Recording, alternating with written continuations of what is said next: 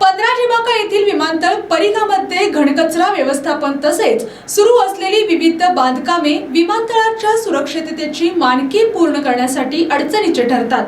तर पाहूयात आजची सविस्तर बातमी। ही बाब अडचणीची ठरू नये तसेच कचरा व्यवस्थापन ही आपल्या सर्वांची सामूहिक जबाबदारी असून प्रत्येक कुटुंबियांनी ती पार पाडावी अशी अपेक्षा जिल्हाधिकारी विजय राठोड यांनी व्यक्त केली।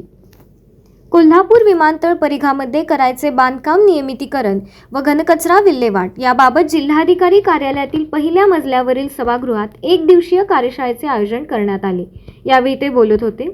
व्यासपीठावर जिल्हा परिषद मुख्य कार्यकारी अधिकारी डॉक्टर जास्मिन, निवासी उपजिल्हाधिकारी गजानन गुरव, प्रांत अधिकारी मोसमी बर्डे चौगले, तहसीलदार स्वप्नील पवार, विमानतळ संचालक अनिल शिंदे, नागरी विकास प्राधिकरणाचे मुख्य कार्यकारी अधिकारी दिलीप कदम, उदय गायकवाड, जिल्हा परिषद सदस्य संग्राम पाटील आदी उपस्थित होते।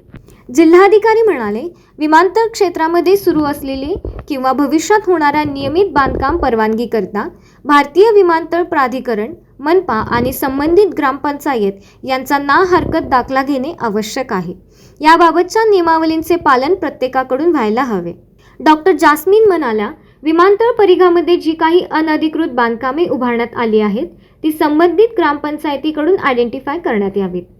प्रारंभी प्रास्ताविक श्रीमती मोसमी बर्डे यांनी केले, तर अनिल शिंदे यांनी विमानतळ परिघामध्ये येणाऱ्या विविध नियमावलींबाबत विस्तृत विवेचन केले। या कार्यशाळेसाठी संबंधित तहसीलदार, गटविकास अधिकारी, तलाठी, मंडल अधिकारी, क्रीडाईचे पदाधिकारी यांच्यासह सामाजिक कार्यकर्ते मोठ्या संख्येने उपस्थित होते। अशाच जिल्ह्यातील, राज्यातील व राष्ट्रीय स्तरावरील ताज्या बातम्या पाहण्यासाठी पाहत रहा SP9 मराठी न्यूज चॅनेल। या चॅनेलच्या माध्यमातून विविध क्षेत्रात उल्लेखनीय कार्य करणाऱ्या मान्यवरांच्या प्रेरणादायी मुलाखती तसेच महत्त्वाची माहिती आणि घडामोडी आपल्यापर्यंत पोहोचवल्या जातील। अशा नवीन बातम्या आणि माहिती मिळवण्यासाठी चॅनलला लाईक करा, शेअर करा आणि हो, सबस्क्राईब करायला विसरू नका। पाहत रहा SP9 Marathi, your time your news. धन्यवाद।